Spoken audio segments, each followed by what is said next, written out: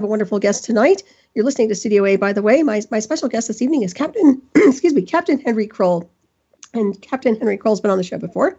And Captain Henry Kroll is an adventurer, aviator, miner, commercial fisherman, inventor, entrepreneur, and outstanding writer. Henry has authored several books available on Amazon.com, one of which is Cosmological Ice Ages. And if you haven't read that book, you should really read it. It's awesome. His websites are guardddogbooks.com and alaskapublishing.com. And we're going to get into all kinds of things tonight. So please welcome Captain Henry Kroll to the show this evening. Good evening there, Captain. Yeah, really good, and Happy New Year to everybody. Yeah, Happy New Year, and welcome. It's nice to hear your voice. You sound fabulous. You sound good. Tell everybody what you've been doing. Well, I took a month's leave and drove out to Arizona with my wife, and she insisted that we had to have a different car for the dog because you can't have the dog in the front seat of the pickup. So we bought a Ford with a back seat, see, and then I sent you a picture of one of the buffaloes that we saw on the road in Canada. The roads in Canada are wonderful. You know, there was no snow on them till we got to Haines Junction, and then from there to border was a little bit of snow, but it was well maintained. When they show a bump on the Canadian roads, it's hardly noticeable. It's 3 little bumps on a sign, and everything is kilometers, you know. So we got to Alaska, of course, between Tok Junction and Glen Allen is horrible. You get flying through the air when you hit the bumps, you know. Just there's about several miles, though. They got to repair it. Maybe it's part of its earthquake damage. I don't know. Yeah, that's possible. I was going to ask you about that earthquake, too, later if you want to chat about it. Well, actually, there wasn't any damage here, but our well is well water. It used to be clear. We ran it for 20 minutes a few days ago, and it's just still muddy. I don't know what we're going to have to do there, but stirred things up a little bit, apparently. Yeah. So, anyway, yeah, we went prospecting for gold on the Hacienda River. I did. I wanted to go down there and look at it, and we didn't spend a bunch of time in Wickenburg in a hotel and soaking in a hot tub there. And we got to Hacienda, and somebody mined it all out. There's these big piles of rock there. And we camped out a couple days, and I decided I'm too old to camp out. I'll be 75 in 2 months, so the ground is hard and it's cold, and you know, in his tent, and my wife slept in the car on an air mattress in the truck in the back of it. And I closed it in with plywood, so we have kind of like a shelter back there. But anyway, we found some carpeting about 4 feet wide, and I assume they had it in their sluice box. They had the whole river dug up for almost about a half mile with rocks piled up along there, 15 foot high, and we used their metal detectors, and all I could get was 30 caliber machine gun shells. The guys have been going down there and shooting random shots at everything. But I found this carpeting. I bunched it all up, and I put it in bags and brought it home. On the way back through Canada, we stayed at Toad River Hotel, one of the hotels we stayed in there. They charged $130. Well, there was a young couple checking out, and apparently they wrecked their car right before the bridge there. So the girl was 18 years old, and the guy was blonde-haired, 6'2", and blue-eyed, and 19 years old. So I went over there and volunteered to give them a ride to Alaska. We loaded all of their stuff up in their car by the bridge, and I took them all the way to Anchorage. We had to stay in a couple of hotels on the way up there, and also in Tok, a motel there, and took them to Anchorage. They were really happy to catch a ride there. I bet. Didn't have to wait or anything, you know. We had a little room in the back of the truck, but it absolutely filled it all the way up by the time they put their stuff in there. But anyway, I got home, and I took that carpeting that I brought up from Arizona, and I made a burn barrel, and it took me 3 days to burn it into ashes. I'm going to pan the gold out of it. You see, that fine carpeting, the fine gold gets down inside the matting of the carpeting and can't get it out. Just rinsing it won't take it all out. So I'm sure I'll get something out of it. But anyway, so much for that prospecting trip. But sounds fun. Anyway, sounds like an adventure. Kind of different, you know. Yeah. And there's a lot of game there in Canada. They built miles and miles of fence that's 6 feet high to keep the deer off the road. and we saw 4 little deer run across in front of us uphill and leap over the fence without any trouble at all. Oh, no surprise. So, yeah. Yeah, and then they had 2 logging trucks, double logging trucks stacked full of logs, 100 of them every day, going between Dawson Creek and, north of there. And, they're mining the trees. Just unbelievable quantities. We passed one log yard. They were stacked up 20 feet high, it looked like. There's, I don't know how many acres are, possibly 70 or 100 acres of logs. So they're really harvesting their timber. And up here in Alaska, we're doing nothing. There's no logging going on. There's absolutely nothing. The Forest Service sits and watches these trees grow for 50 years. And then we had 100 square miles of them burn up about 4 years ago at the Funny River fire. And they evicted us out of our house. We thought our house was going to burn down, but the forest fire quit down in the swamp below us, and it just went out by itself. Fortunately, we were saved there.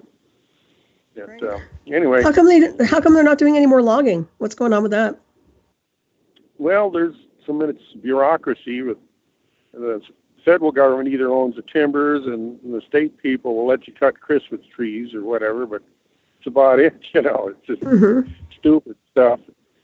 And we import all our lumber here to build houses and stuff. We have to get it from Canada. All the plywood at Home Depot and the lumber comes from, it's got Canada written on it. Wow. There's no reason for that, but exactly. We got as much timber here as Canada almost. Yeah, that's really strange. We got a new governor, so I'm going to have to straighten him out. Well, that's good. I ran for state house back in June. Not June, but August and June and August. Yeah, July and August. I got 14% of the votes for this district. And that's not bad. It was a three-way race on the primary. That was the primary. But a lady won, and she had a lot of ladies behind her on the internet and stuff. And Sarah Vance won the general election, so she's our representative for this area. It was a learning experience for me to go through all the hoops you got to jump through and the disclaimers and all of the reporting of your incomes and all of the things you have to do. It's quite a bit of material you have to do to run for state office. Right. Very political. I may get a job anyway with a new governor. I put in for commissioner Fish and Game and or on the board of fish or something. Nice. Because I know more about fishing than practically anyone else he's going to find, and he knows that. I gave him one of my books that shows pictures in there. And that reminds me, I'm giving away free books, by the way, on my website. There's at least 4 of them there or more you can download for free. And one of them is, I think, if you're worried about the apocalypse or alpacalypse, as my son calls it, coming real soon, you might need some of these books because they're out of print. They're very old. 1878, there's a recipe book dated 1878 written by 500 women, and it's compiled by the Chicago Tribune, a long time ago. And, people were hungry them days. They ate roadkill or whatever they could. So, man, if we do have something happen in the future here, you guys, you preppers, will probably want this book because it's got recipes how to cook this stuff, you see. Right. Is that at guarddog.books.com? Yeah, that's one of the websites, Guard Dog Books, and I gave up Alaska Publishing, but you can get me by hankkroll.com also. It'll go into the same website. Right, yeah, we were looking at that. Okay. Kroll. And also another book is written by an A. Wallace in 1910, and I can give these books away because they're out of copyright and they're very old. They're probably the only ones in existence as far as I know. But you can download them. It's a prepper book. It tells you how to build cabins, land surveying, and living in the wilderness, camping and stuff by this guy who used to be a forest ranger, I guess, A. Wallace. It's a little red cover book. It's not very big. And then I'm giving away my book, which has to do with Alaska's history and the corruption and possibly an outline for the future to get our kids off the street and get them caring for animals and owning land and things. And it brings awareness to the system and the law and everything's in there right now. And I'm allowing people to download it for free. And you can get hard copies if you send money to my address. It's all on the website. You can see it there. It's called Make Alaska Great Again. Mm-hmm. Yeah. And there's a history there. There's lots of color pictures in the book of me, my old boats, the old fishing boats, king crab that I used to catch, crab pots, my deckhands, and big salmon catches that we used to catch in the 1960s. Mm-hmm. My son, my brother, and my dad, we had like 3,000 or 4,000 salmon some fish periods. That's like 12 hours of fishing. We come in with 3,000 or 4,000 fish. Mm-hmm. Back in the 60s and 70s, you know. Mm-hmm. And you're not, are you still fishing? We're fishing our set-net sites, but they're a long ways on the west side of the inlet. They're remote sites in what they call Tuxidney Bay. And you can find it on Google Earth, maybe. There's Fossil Point across from where we fish, and there's Jurassic era marine fossils there, which brings me a little funny anecdote. My wife insisted I bring this rock home. It weighed 40 pounds. It's kind of nice. Oblong rock, you know.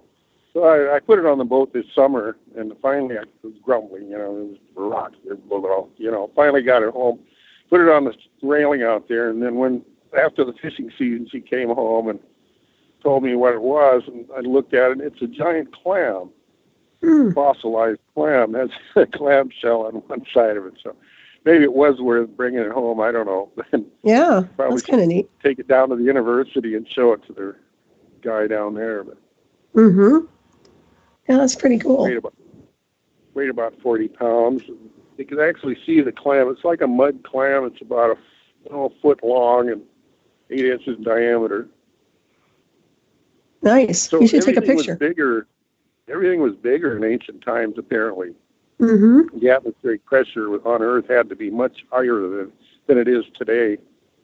And it was all taken down by plant growth, photosynthesis in the oceans and on land, with coal and oil also was made in the oceans by, according to Google, diatoms, you know, diatomaceous earth. You filter your drinking water through their dead carcasses, their dead bodies, you know. And they use it for gardening. They put it on gardens because it's got calcium and other nutrients in it. It comes made in the ocean by these little plants. You know, diatoms are very unique. They evolve different shapes, like a million different shapes, like starfish, and to take advantage of different wavelengths of light at various depths in the sea. The ones near the surface are different than the ones further down. And they exist today. You can see them on satellite photos from they take pictures of the Earth. And in the spring, they have plankton blooms in the North Sea above England, Ireland, Norway. They can see these, and also in the Bering Sea, they have in the northern waters. It turns it kind of a milky color, white, and they explain what that is. It's diatoms and other plankton that are blooming in the spring.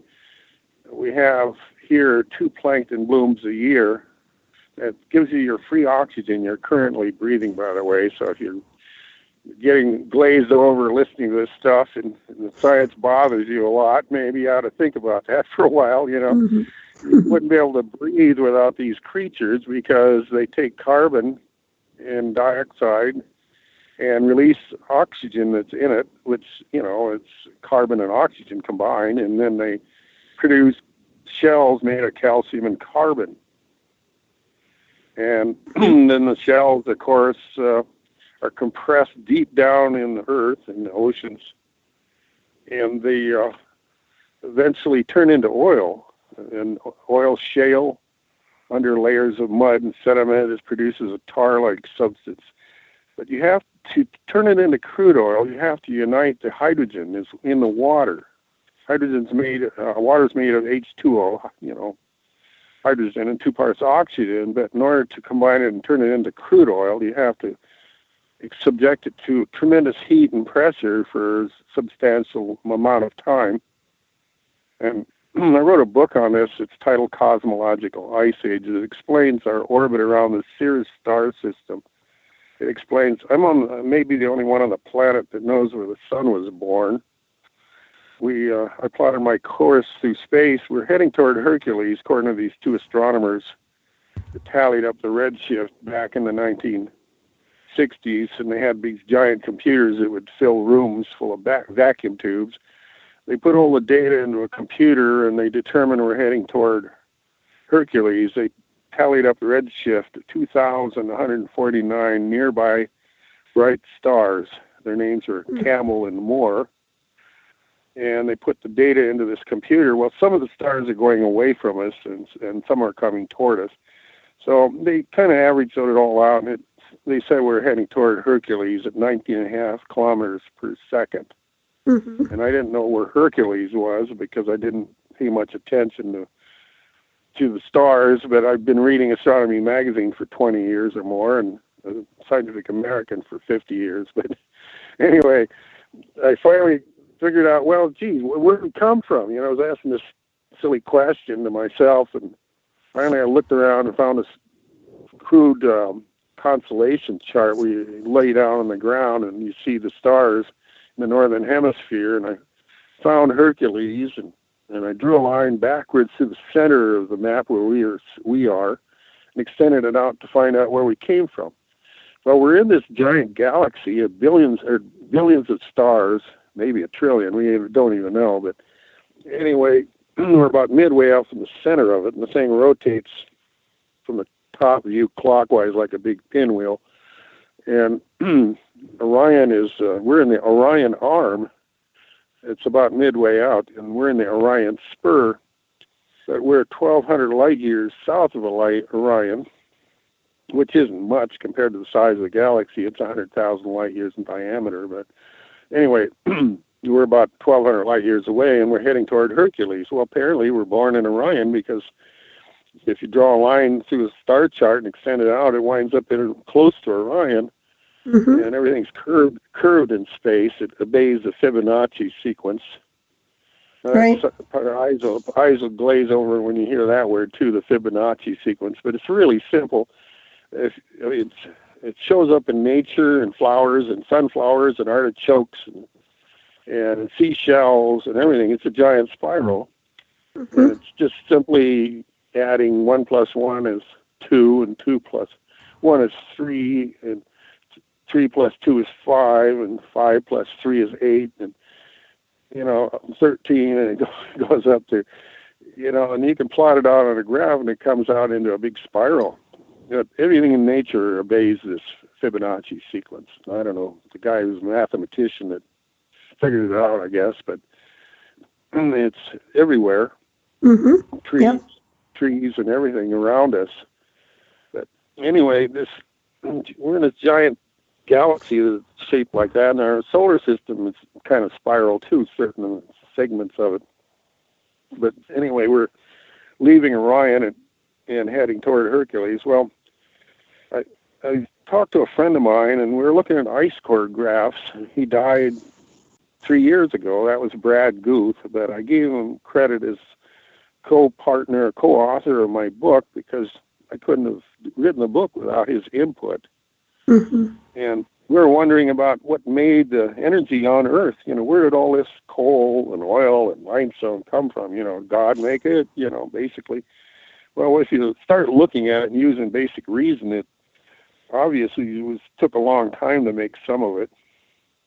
The oil now made by diatoms around Los Angeles, you take the limestone that's down there buried deep underground, it's being sublimated into the lithosphere and remelted down where it's hot and under tremendous heat and pressure. Well, it unites the hydrogen in the water down there. There's a lot of water all the way down near the core of the Earth, apparently. They say there's much water under the crust of the Earth as there are in the oceans. So we are a water planet. Well, under tremendous heat and pressure, it unites the hydrogen with the carbon, and that creates oil, which is much lighter than the water itself. So it kind of bubbles up. So they keep pumping oil out of those oil wells you find around Los Angeles. And that's the reason why you're just remelting all of this calcium carbonate that's down there, and it turns it into oil by squeezing it really tight and heat, uniting the hydrogen. So the same thing happens with all the other oil fields in the world. They're ancient meteor impact zones, and it was made, the North Sea was made with layers compressed down with tremendous heat and pressure. All of a sudden you got oil. But anyway, even the North Slope, where in the northern part of Alaska, that whole area, I believe, was made from a giant impact. You would have to read the book to find out what made that impact.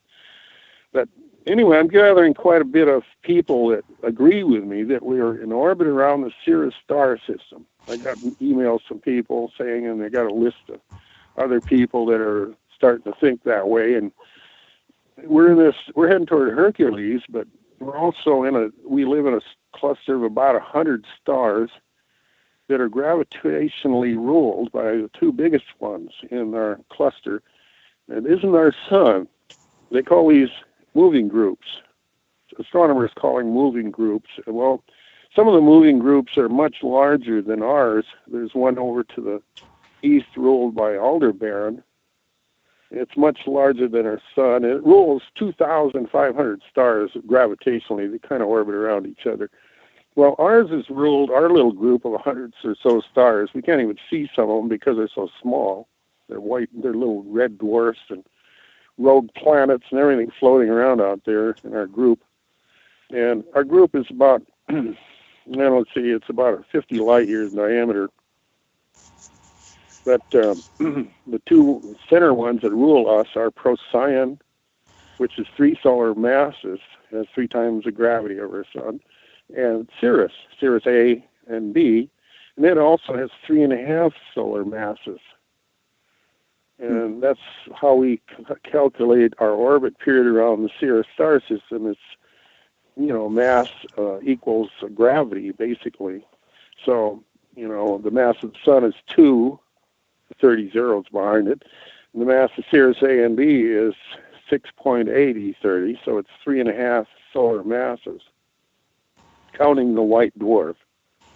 Now, Sirius B is orbits around Sirius A at about 8 to 12 astronomical units. 1 astronomical unit is 93 million miles. But that little object is not much bigger than Earth. It has more mass and more gravity than our sun. And the entire solar system, it's 1.5 solar masses. And Sirius A is 3 solar masses. So, 2 solar masses, I got that wrong, but it's all together, it's 3.5 solar masses, 6.8030. So anyway, we're heading toward it 7.5 kilometers per second, and it's 8 light years distant. And it shows up here in Alaska on the horizon. About this time of year, it's really low in the horizon below below Orion. The 3 stars in Orion's belt, you look down to the left, and it's the brightest object in the sky. It's the brightest star that we can see. And it's only 8 light years away. And Sirius A puts out 4 times the light of our sun in the visible spectrum. And Sirius B puts out about 100, possibly 1,000 times the light of our sun in the invisible ultraviolet light spectrum, slightly above the range of human sight. We see in a narrow band of light that this object puts out light in around 350 to 400 nanometers, and that's the upper limit of human sight, is about 400 nanometers. So it's difficult to see it or even photograph it, because when you put up lenses, it filters out ultraviolet light, so it's difficult to photograph it. But there are pictures of it online, and I put a couple of them in the book. One was taken by the Palomar Observatory. And other guys that are really smart are using single lenses and digital cameras and photo multiplication to get really pretty good pictures of it now. It's a really intense little object. 1 teaspoon of it weighs more than a city bus. It's not made of ordinary matter. And these a lot of white dwarfs in space, but how they get captured by other stars is sort of a mystery. And where these objects came from is another mystery. But anyway, we drifted out of Orion, and we got close to these two objects, maybe between them, what we call a mutual gravity alignment point. And Sirius B came along. It's got more gravity and more mass in our solar system, and sort of got hold of us because we're traveling the same speed, and we matched it, and we started following it like a tractor beam around Sirius A. And it was a light from these two objects that gave us our energy on this planet, because the reason I say that is the sun couldn't do it. The early atmosphere on Earth at that time was close to 700 pounds per square inch, and it was over 2,800 miles deep. And right now, just for comparison, I'll throw this in there. Venus has an atmospheric pressure of 117 pounds per square inch, and it's 500 miles deep, and it's mostly carbon dioxide. But Earth right now is 14 pounds per square inch, 14.5 at sea level, they say. And carbon dioxide is a trace gas at 0.033%. It's not even 1%. It's 0.03%. So we're running out of carbon dioxide, and we need it to grow food on this planet. And the whole idea that releasing it causes global warming is kind of a fallacy, too, because we did a lot of research on that. But it's become a religion. People believe that carbon dioxide is bad, and all this stuff. But they got to tax everybody and pump it underground and drive electric cars and et cetera. But actually, it's we need it to grow our own food, and it replenishes the life on the planet. Without it, everything dies on the planet. Trees die, everything dies. So, I'm making plywood trees out here, by the way. Oh, you are? Did you see the two trees in front of the giants? Oh, okay. Everything's going to be plastic and plywood here pretty soon. We run out of trees or whatever. I'm just joking there, but I know I have to upload those pictures of the Bigfoot. Yeah, the big guy is 10 foot tall. And the first one I made was 8 foot tall, and it turned out female looking. So I figured she had to have a mate, so I had to build a bigger one with 4 foot wide shoulders. Yeah, nice job though.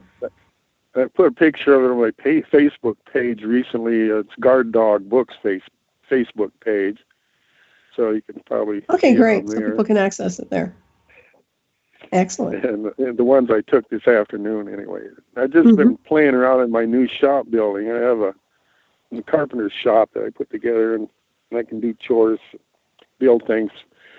My wife's been keeping really, really busy building shelves and stands for a washing machine and different stuff. That works. So anyway, it was the light and heat from these stars, Sirius A and B and Procyon A and B. Procyon has 3 solar masses, so it's got 3 times the gravity of our sun. So to compute the orbit period around these stars, you have to multiply the mass difference times 4, because the gravity of the galaxy is behind there also in the same direction as Orion. We're in this big Fibonacci spiral. So 3.5 times 4 is 14 times the gravity of our sun in that direction.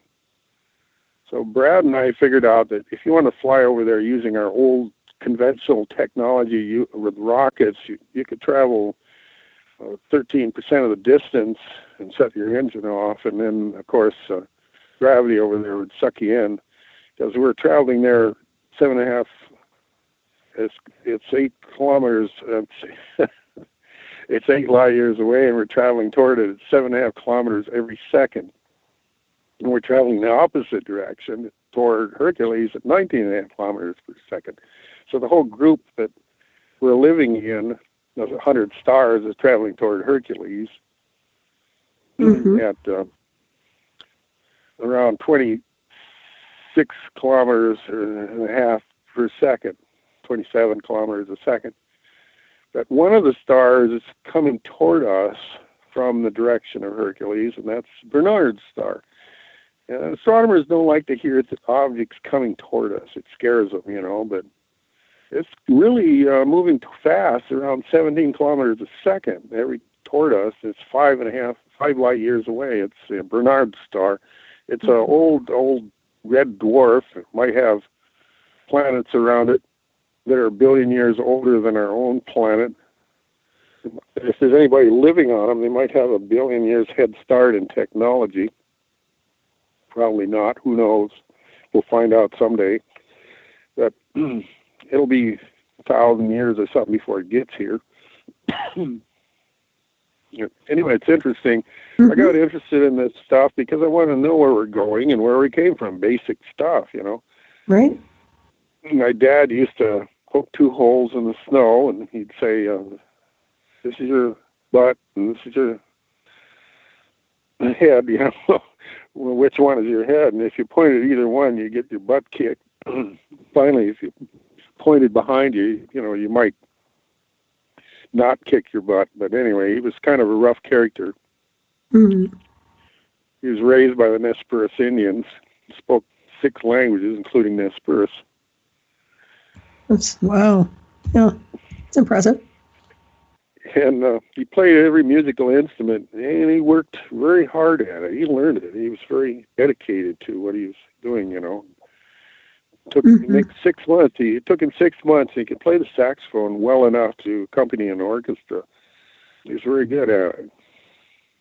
But he'd walk on that thing day and night for 6 months. Anyway, Perfect. we know we're born. We're born in Orion, and we got all this energy on this planet. It was all made by photosynthesis and plants and all that. Well, layers of coal are made by plants, and I discovered after I was writing the book that I talked to a surveyor here, and he clued me in that this medium-grade coal, it's called lignite. Bituminous is the soft grade of coal. And but lignite has about a 20-to-1 compression, and hard coal or anthracite has 40-to-1 compression. So to make 1 foot of anthracite coal, which we use to make steel and other things, and plastics and a lot of things, requires 40 feet of trees and grass compressed down to 1 foot thick piece of coal, 1 square foot of it. It's just can't wrap your mind around that. 40 feet. Well, there's layers of anthracite in Pennsylvania, Utah, Colorado, other places down there in the States that have anthracite coal up to 100 feet thick. Well, that would require 4,000 feet of trees and grass. There had to be trees, like redwood trees or something a mile high. And they're finding fossilized stumps in Texas that trees are 60 foot in diameter, and they had to dig down 100 feet or so to find the stump. And they could have been a mile high. And that you can't even wrap your mind around this stuff, you see. And everything was much richer, and we had a hyperbaric atmosphere of hundreds of pounds per square inch. I think that right now, Earth expanded after life got started. We had 1 continent and 1 ocean originally. Pangea, they called it. Well, it doubled in size since then, and it wasn't quite as big during the Carboniferous era, but some of the continents were still linked together at that time, and that's 350, 400 million years ago. And I believe we're still in orbit around the Sirius star system. That's what made all the coal, oil, and limestone, all those big layers of coal, and 100 feet thick. And we had trees a mile high back then. Dinosaurs are bigger. Everything was bigger. We had creatures walking around 50, 75 tons, walking the earth and eating the vegetation, because there was a lot of food, to eat, made by plants and photosynthesis and the light that had to come from somewhere.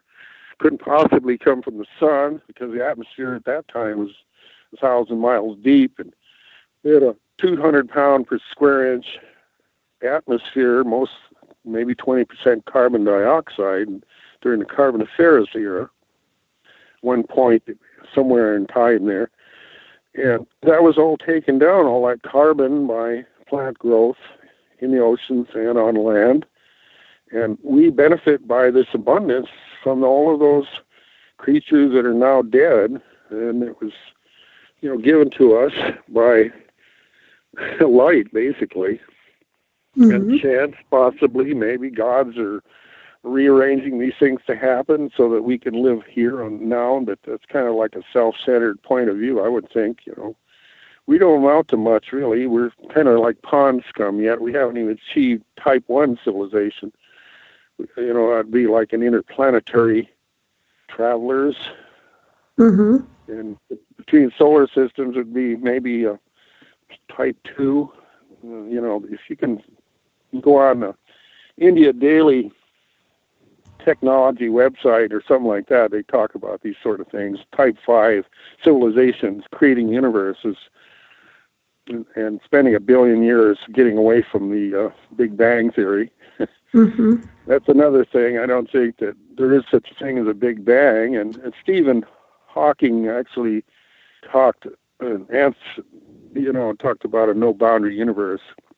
And Einstein didn't believe there was a Big Bang either, but he had to go along with it, the creation theories, because they were put forth by a Catholic monk originally, Lemaitre, and then in 1922, I believe it was, 1923 or 24, Edwin Hubble put some math behind it, and everybody grabbed onto it because it fit the creation theory. However, space is a big place. I mean, it could be jillions of gods out there creating things and type 5 civilizations, and we don't know what's out there. We haven't got a clue. And the more we look out there, the more stuff we find, and we can't even explain it. We got quasars that are actually compressing photons together and making protons out of them and shooting them at us.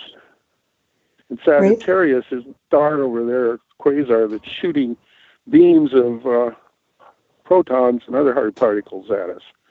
It's like the at Sagittarius, the arrow, the guy with arrow. Maybe they did something then. The people that started that idea, maybe they put the Sagittarius with a bow and arrow up there just to show that there was something there shooting something at us. Very interesting. I believe all of these ancient civilizations knew this stuff that I'm talking about. They knew we were in orbit around the Sirius star system.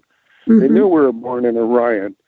They spent thousands or millions of hours building monuments around the Earth, pointing at Orion and Sirius. We're just too dumb to figure out what they're trying to tell us. Right, the map. Pyramids are lined up like 3 stars in Orion's belt, and the tunnels cut through the pyramids and stuff that are pointing at Sirius at certain epochs or times. So they left a map to the cosmos, basically.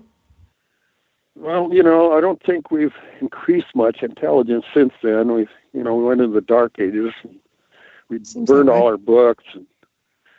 And anyway, I've put some of this together and Make Alaska Great Again, the latest editions you can download for free, how we've been manipulated by the elite in this country and around the world by the elite, actually. And a little bit about the laws in there and where we stand with regard to public law and public policy and a lot of things. There's a lot of pictures in there. That's great. That's really nice. Production. Yeah. And that's for free. That's a really nice deal. You can't kick on the price. I know. Free download, everybody. Please go in there and download it. Yeah. Your work is awesome. Yeah.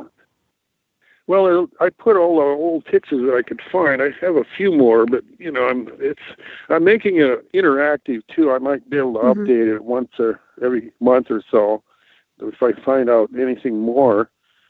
And the data that's in there about all the crimes, I couldn't find any updated stuff. They took it off the internet. Oh, is that right? I heard the crime was the first 2 chapters, but all of that stuff is gone now. It's not on the internet anywhere that I can find. If it is, I'd like to have somebody email it to me, Yeah. Well, it sounds like the crime has escalated over there in Alaska, right? Well, it's ranked as number 2 from all the states in the United States, from what I can gather. But that's a shame. New York ranks pretty high. They say Georgia or Mississippi or maybe number 1 could be Louisiana. Even Hawaii ranks right up there with corruption. That's getting bad. We have some statistics that are, number of people in jail per 100,000 population is over 800 here. And of course, we have more women in jail per 100,000 than any other state. Wow. Why is that? And I don't know. It's just crazy. Interesting. And the percentage of natives that live here versus white people is around 17%. Anyway, I put the statistics in the book, and the number of women in jail is native women is like 60%. Wow. Something wrong with that. The disparity is a very large disparity. Mm-hmm. And I've been recently reading Sarah Palin's book, which I found really enlightening, about her first days as governor and how she decided to form a group to lower the budget, made her own little coffee table session with people that to try to reduce it down before she submitted it to the legislature. I plan on copying those pages and sending them to our new governor. That's good. That helps. Educate him. In hopes that maybe he might be able to use it. Yeah, right. And because, he's talking about, well, anyway, I won't get into that. Well, it's everywhere, isn't it? It's just the whole place. It makes you wonder what's going to happen in the next few years in the United States. Well, there are solutions, but they sound a little vague, to some people. Like I said before, I've got a following now. People believe there's scientists that believe that we're in orbit around the Sirius star system.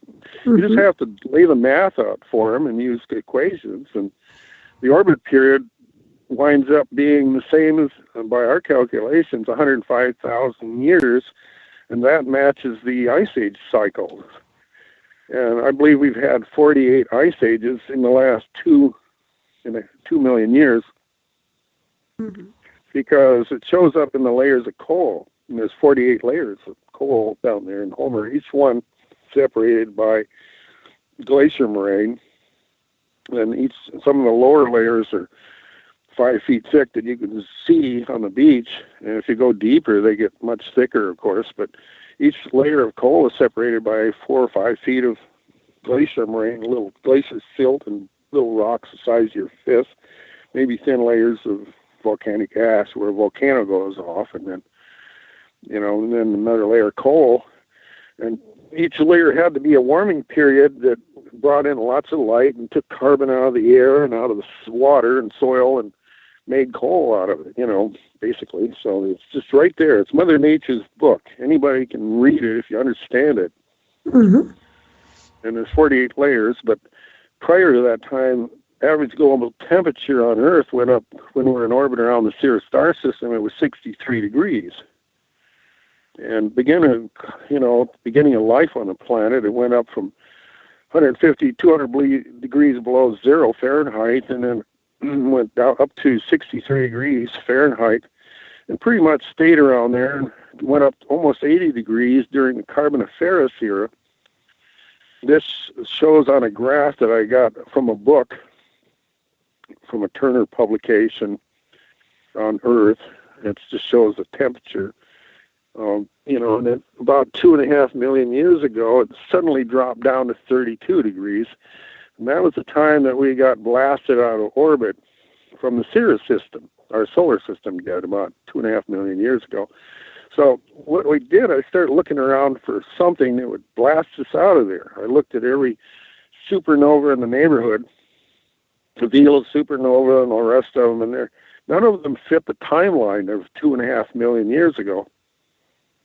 But anyway, finally I came across the data where these 3 stars are leaving Orion, and each one of them is twice the size of our sun. Muagura, 53 RTs, and I don't remember the third one, but they're leaving a central point in Orion in a triangle formation at 200 kilometers per second.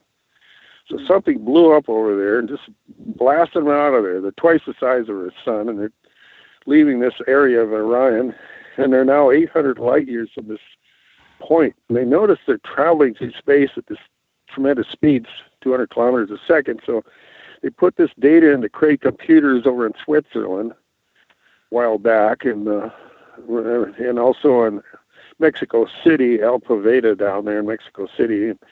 And they ran simulations to see what would happen if something blew up in Orion to make a similar formation of stars leaving the area. And ran 22 simulations over there in Switzerland. They determined that the blast had to occur about 3 million years ago, which sort of fits the time we got or left our tractor beam, got blasted out of orbit. And we started making small elliptical orbits around the Sirius A and B.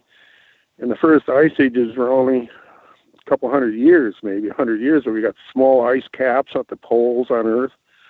And then, prior to that, we had tropical plants on the north and south poles. And they were finding these things buried in the tundra, palm trees and all kinds of tropical things. Well, the first ice age was just a couple hundred years, and then they kept getting longer and longer as we went into this decaying elliptical orbit. Now we go out to 100 light years, or not 100 light years, but 9 light years from Sirius, and the last ice age was 105,000 years. This one was. And we're heading back right now. We were at 9 light years. Now we're at 8 light years, or less. We're heading back at 7.5 kilometers a second towards Sirius. And anyway, we just did the math, and that's what it works out to. That's why I titled the book Cosmological Ice Ages. That's the title of the book. I like it. Yeah, that's very, very interesting. And also, you mentioned that the sun was born out of Orion, right? I didn't catch that. Could you repeat it, please? Oh, no, I was mentioning that, didn't you mention that the sun was born out of Orion initially? Our sun? Well, we're out of line with our sun. You mean the Earth is. Right. But no, the sun is, there's certain outer planets in our solar system are pushed out of alignment, like some smacked into Neptune, and also Pluto is about 30 degrees out of the solar plane. And so there could be influences from our capture by the Sirius system. But we'll be back there around close to Sirius within 1/10 of a light year or less, maybe 1/50th of a light year, but I think 1/10. At 1/10 light year, we can compute the input of light coming to Earth from the Sirius system, how much extra light we're going to take in. And if we know the output of Sirius B is 100 times that of our sun in the UV spectrum, and then Sirius A is 4 times the light. So it works out to where incoming ultraviolet light will double when we get within the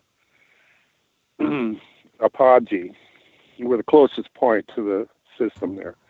And because of the distance, because we know the output of our sun, and we can compare that, and we know we're at 93 million miles from it, so we can compare that with the 1/10 light year, and we know the output of this other object. So it works out to where it's about doubles the incoming light, and UV light can modify DNA.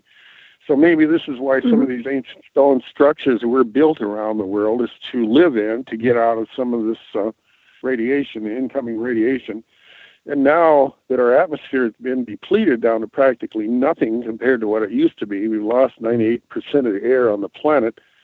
Maybe we ought to think about some of these things, Right. Avoid some of the incoming radiation, but that may be a few thousand years before we get there. So wouldn't have to worry about it too much right now, but we could get a solar flare that would melt all the power lines and blow up everything.